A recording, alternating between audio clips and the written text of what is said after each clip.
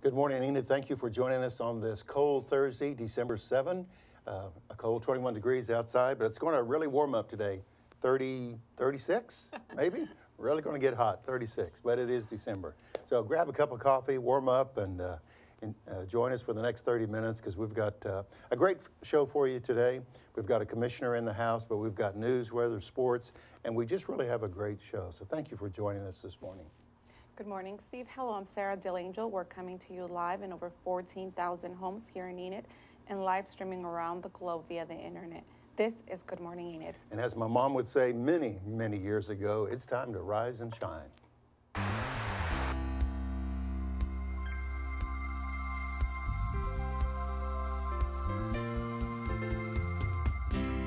Out on the farm, it's wide open space, it's clear, and you see all the bright. Oklahoma received a real ID extension through June 2017. Yes, friendly competition, and we won. City of Enid won.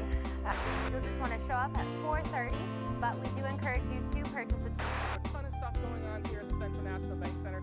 Come on down. Just send us an email, and we'll be happy to share.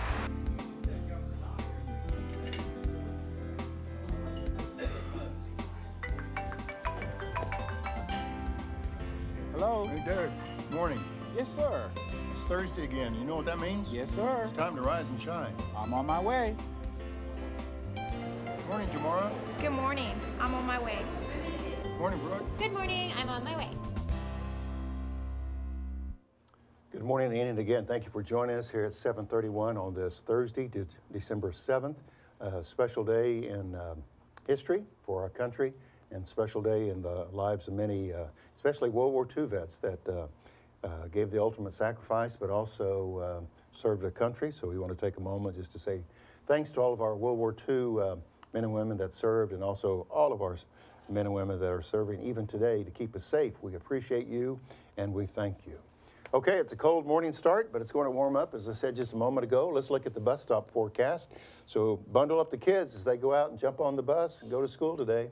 As we said, right now it's a cold 21 because the wind's out of the north around 14, so you have to figure in that wind chill factor. However, you can see 36 today, but the real cold is tonight, Sarah. I know you're a California girl, so this is not good for you, but it's going to be a cold 18 degrees tonight. So that's the bus stop forecast. I'm even wearing a coat today. Can you imagine that? Yeah. I just going to be wearing shorts. But anyway, okay, let's look at the statewide temps. I imagine it is cold across the state. Oh, my word. Look at the Oklahoma Panhandle out in Beaver, Oklahoma. It's 14 degrees right now. Whoa. Snow, Oklahoma? I don't think I've been to snow. I've been all over southeastern Oklahoma. But anyway, Penn educates us on all of these communities that we have in the state of Oklahoma. So typical Oklahoma, very cold in the northwest, not so cold in the southeast. So that's what it looks like. Big plans for the weekend, Miss Sarah? For you and your family? I do. I actually have a really busy weekend. Are they indoor plans? Yes, they're definitely indoor plans. I'm saving all my outdoor plans for when it gets warmer. So. Oh, okay. Yes. Well, tell us what we can look forward to in the 3-day forecast, Well, please. here it is. It looks like we're going to have a sunny weekend, but it's definitely going to be chillier than what we would like. Well, I would like it to be. As you can see, it's going to be in the 50s, and Sundays will be 66. Yeah, Sunday's not bad. And again, those temperatures aren't bad, but when the wind's blowing at 55 miles an hour, it makes it a little bit miserable. So, but that's the way it is. Okay, let's take a look at 7:33, the menu for our elementary school, our grade schools today. And Sarah, if you will, just enlighten us on what's today and tomorrow. We got Frito chili pie, zucchini, steamed corn. My baby loves steamed corn. Strawberries, he loves strawberries too. And I love cookies. And then there's milk, so it looks good. How about Friday? We got cheeseburger, pork and beans, Sign fresh me up. carrots, pickles. You always say that when there's a cheeseburger. Yeah. Diced peaches and milk. Remember this, Sarah, breakfast or cheeseburgers are breakfast of champions. It used to be Wheaties in the old days, but today it's cheeseburgers. Remember that. That's just what I've been told. Okay, thank you for joining us. We enjoy coming into your homes every Thursday morning. I believe this is show number 147. And as I said, we have a very special guest this morning. We have a commissioner that's going to tell us everything that this person knows, plus some. So you want to stay tuned for that as we put the pressure on him this morning. But speaking of telling you everything that we know, we have the Oklahoma Minute with Derek Silas, the bow tie guy, to let us know what happened regarding the news overnight. Oklahoma received a Real ID extension through June 2017. And Oklahoma natives and country music stars. Yesterday, President Trump declared Jerusalem as the capital of Israel in a move that will possibly spark controversy across the world. This will be one step closer to fulfilling his campaign pledge to relocate the U.S. Embassy from Tel Aviv to Jerusalem. And the Oklahoma Turnpike Authority voted Tuesday to increase tolls by 2.5% on average to pay for a turnpike improvement and expansion project. It will take effect in January. An Enid native and current Tulsa area mystery writer, Mary Coley, recently released her 5th novel entitled Blood on the Cimarron, No Motive for Murder. And in sports, tonight, Oklahoma City Thunder will take on the Brooklyn Nets at 9 p.m. in Mexico City. And Saturday, we'll go up against the Memphis Grizzlies at 8 p.m. in Tennessee. Here's a fun fact in Oklahoma. Gordon Matthews, a Tulsa native, invented the corporate voicemail in the 1970s. And on this day in history, in 1941, Pearl Harbor was born. This surprise attack drew the United States into World War II. And that's the Oklahoma Minute. Back to the round table. Very good. Thank you, Derek.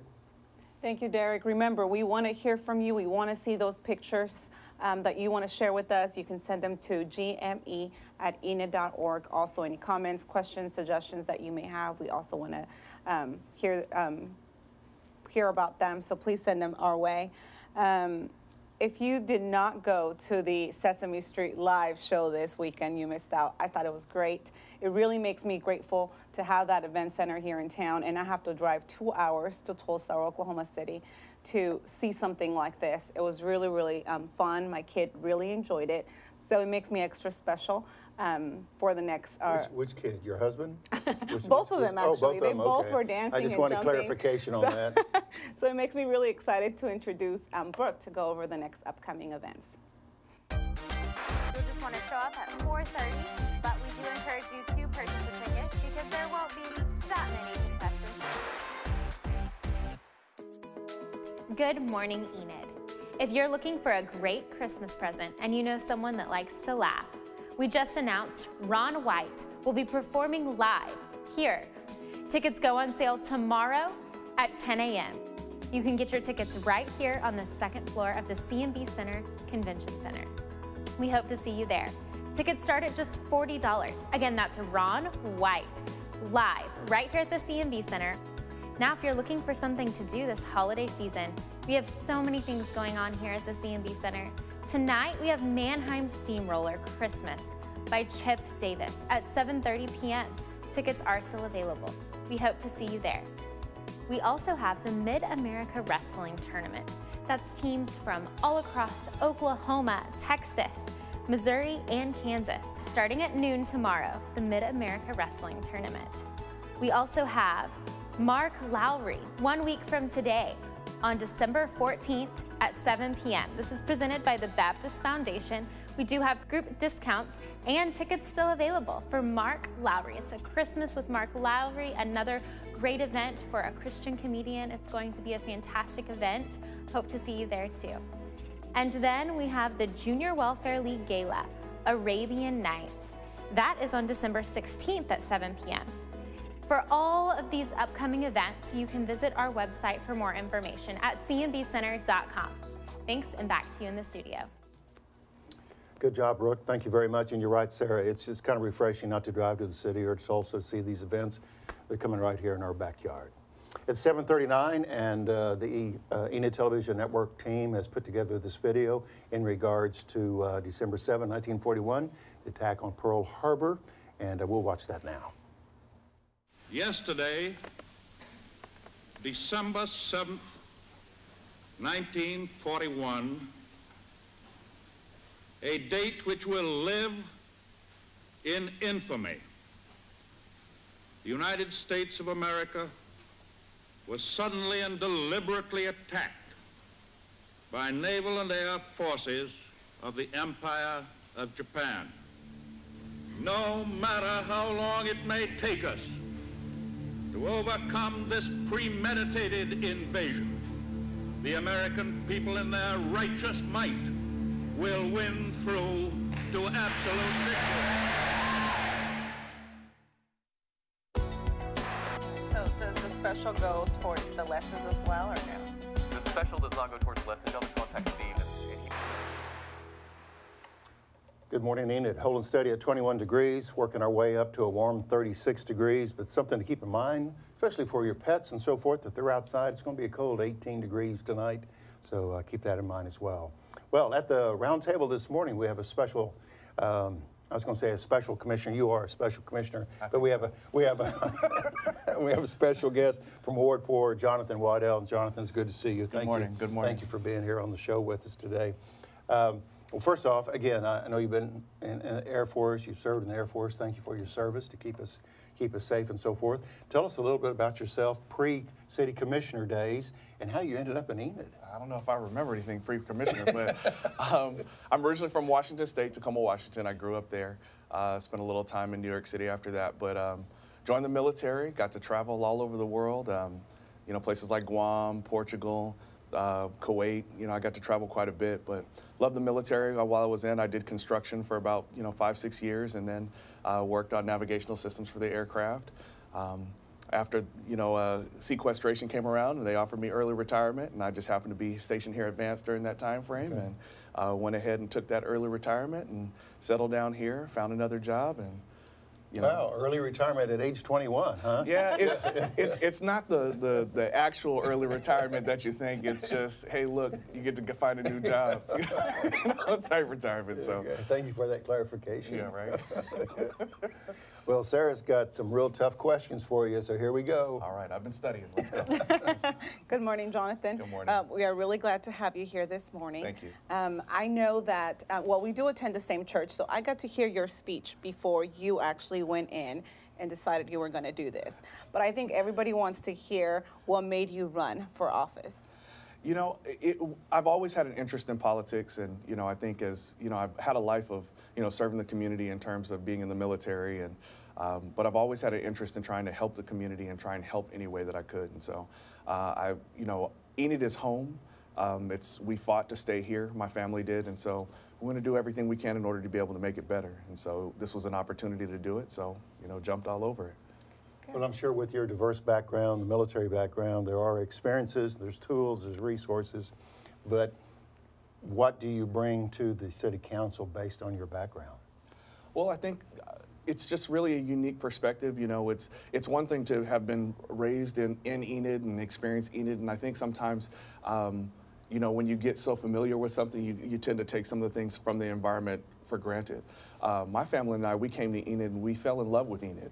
We got to see the entire world, and then we came to Enid and said, of all the places we could go, Enid is the place that we want to stay because we have such a love and appreciation for what Enid has to offer. Yeah, that's what we put in the air. That's the water or something. I don't know, but it's definitely the water, I'm sure.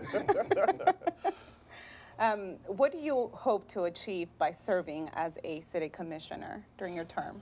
Well, one of the things that I learned in the military was, and I had some wonderful supervisors, and what they taught me is that you always want to leave something better than how you got it. And so my perspective and really what I want to do is I want to try and make Enid a little bit better than when I took the commission spot.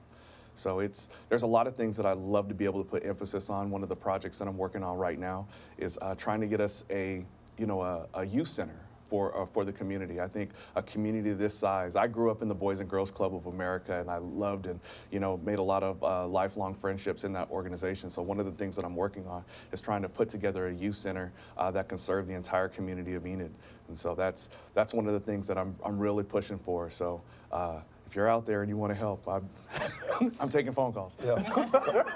And the number is 1-800-JONATHAN. Right. Yeah. So you call that and just keep it ringing. Maybe they'll pick up pretty soon. We'll see. Well, Commissioner, you represent Ward 4.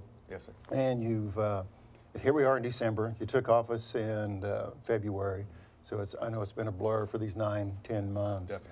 But is there any surprises on how the meetings are handled, the way things are done in Enid? Is there any surprises or I guess, questions about? Surprise. I guess surprises is the word. So I guess they're the surprise in the sense that the meetings are interesting to where it's you have your procedures and you go through all your processes, and then there's a time in which people get to speak. And one of the things for me is that I love to debate and I love to argue, but you don't get to in certain forums. And you want to say that again, just in case people missed that? So I have to you have to be a lot more restrained than what I'm used to in terms of how you communicate your point. And so it's been a challenge in that. It's also, when you go in, you have all these lofty ideas about what it is you want to accomplish.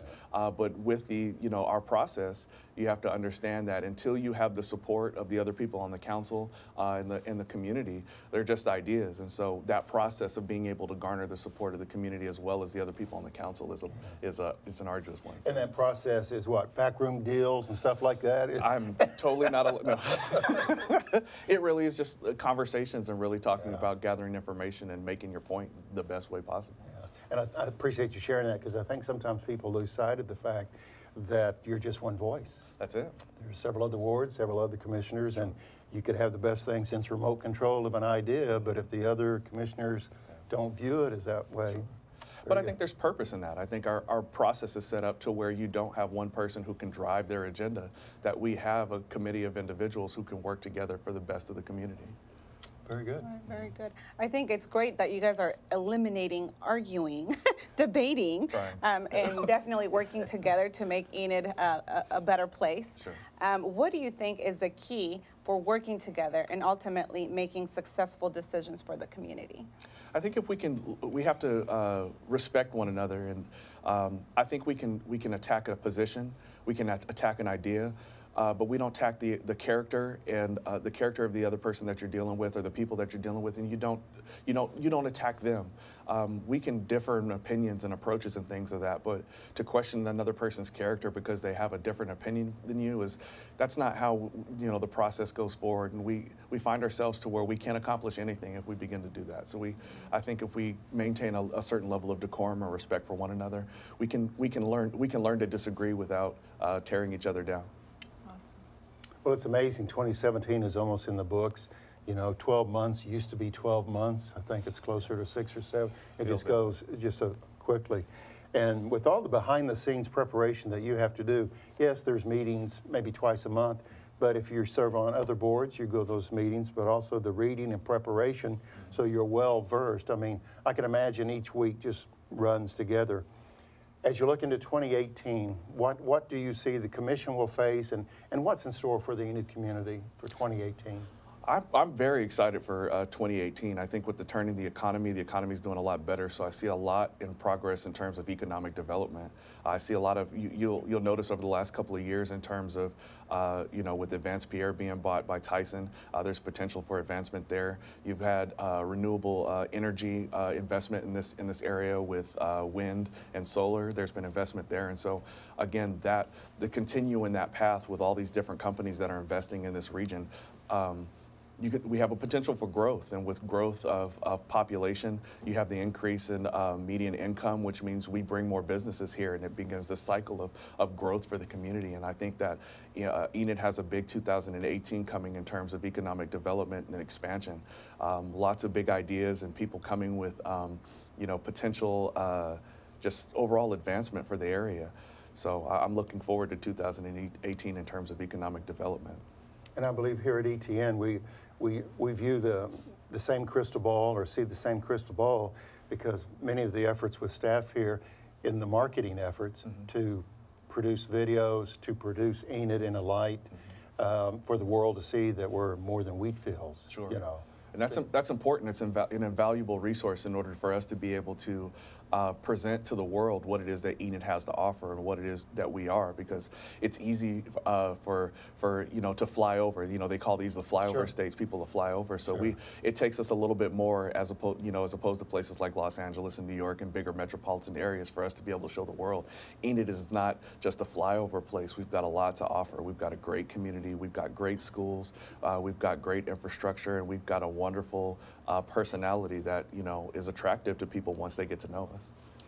Our special guest this morning at the round table is Ward 4 Commissioner Jonathan Waddell. Commissioner, we have just a minute or so. Let's back up a little bit. You talked about your exposure or involvement in Boys and Girls Clubs way back when, but talk a little bit more about this youth center, youth club, or whatever that you envision, what you desire to see. Well, I'd love to have a place really where kids can go and we can begin to start working. One of the lapses that we have is that our youth of today have a problem with soft skills, and so we need a place where the kids can go and kids from all different economic backgrounds can come together, play together, learn together, and start to take interest and practice and do things that begin to expand their capabilities. And so a youth center in that, that middle school age to where they can come together and they can play together and learn together is something that is an investment in this community that can go for years and years and can produce fruit well after they leave middle school into high school and beyond. Yeah, very good. In closing comments, here's your chance to speak to Ward 4 and the world.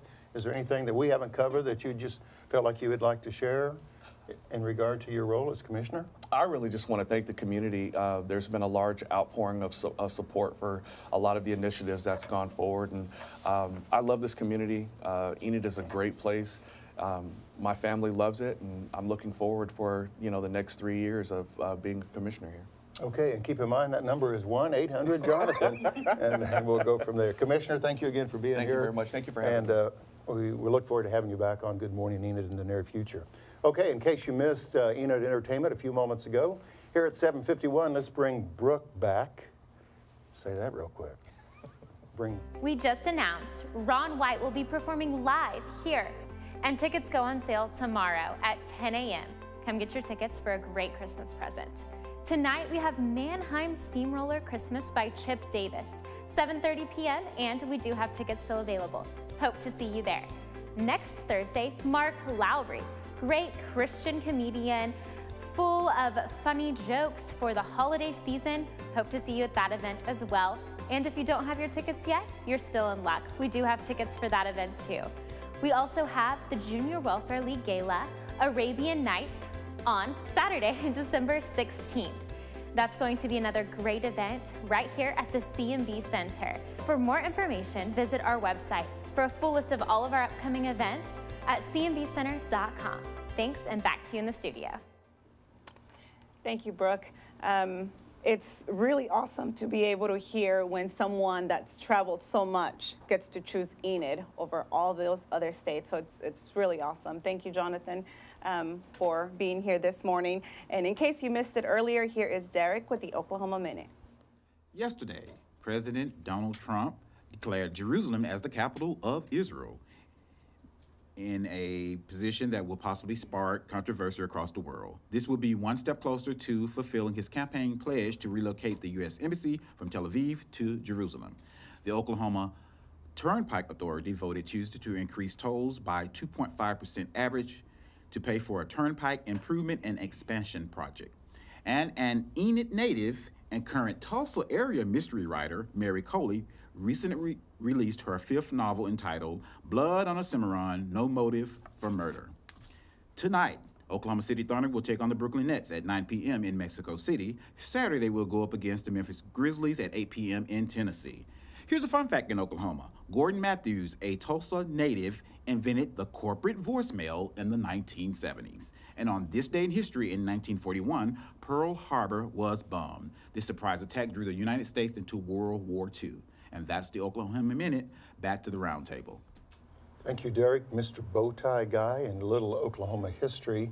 The USS Oklahoma was bombed at Pearl Harbor, and it was one that capsized, turned upside down, and trapped the sailors in. The anchor was able to, after they uprighted it, the ship, they were able to salvage the anchor off the ship, and they brought that to Oklahoma City. So it's at the Science Museum in Oklahoma City if people want to see that humongous anchor that was on the ship. And they also were able to salvage some of the silverware. And I guess the captain of the ship had silver, the tea set, and all this other stuff. They were able to salvage that. That's also at the Oklahoma Historical Museum in Oklahoma City. So it's kind of interesting, if you like history, to know that that was on the ship when it was upside down in Pearl Harbor, but they were able to salvage that. So there is that tie to Oklahoma and Pearl Harbor. So, okay, in about 5 minutes at 8 o'clock, we have a show. Had the privilege to interview a gentleman named Brad Finley. He has Cowboy Driving School, and he works in here in north central, northwest Oklahoma. And you know, the driver's ed days are kind of gone, and so there's these private driving schools. But Brad Finley enlightened us about the new rules for getting your license, and it's just amazing all the new, I guess, restrictions that are in place. Well, anyway, that's coming up at 8 o'clock this morning. Cowboy Driving School with Brad Finley. Hope you would watch that. It's very helpful for parents if you've got a 16-year-old or a 15-year-old that's getting ready to drive. So, and again, let's look at the 3-day forecast, Sarah, if you would, please. Yes, real quick. Here it is. It's going to be mostly sunny, and it is going to be a cool but not freezing weekend. So there it is. Okay. And I think high school football is kind of wrapped up. I think 6A was over. And I think all the classes are done. So we want to say congratulations to all the area teams on their successful football season. Knowing the football fan that you are, you're just excited. Glad football season. Oh, and how about my Oklahoma Sooners? By golly, we're in the Final Four of football. All right. So, very good. I like that. Okay, for the past 3 years, you've been very gracious to help us out in animal control. You have called 249-4910 to adopt a pet. And you've adopted 200-some dogs over the year, and we have another pet to present this morning. We'll do that right after this. Hi,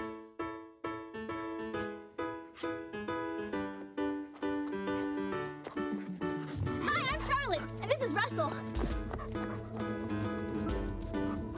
Russell's looking for a new home.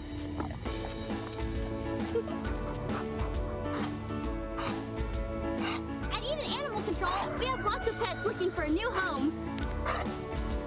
Come visit us at 1200 South 10th Street.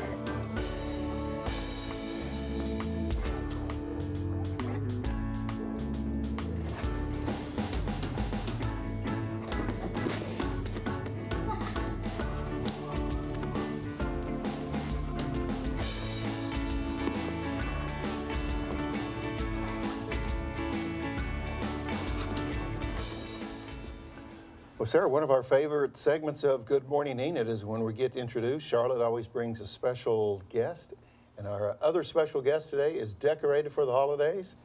Got a Christmas wreath on. Who is this? Yes, Steve, meet Holly. She's Holly. A 2-year-old pit bull. As you can see, she has a beautiful gray and white. She's beautiful gray and white color. Gorgeous gray color on her. It's a beautiful color. She can be yours for $105 or $125. The cost depends on what it costs to take care of her rabies shot, getting her fix. She is a loyal and loving girl. She's a friendly and very relaxed and well-mannered dog, as you can see. And how old do we think Holly is? She's 2 years. She's 2 years old, so she's full grown.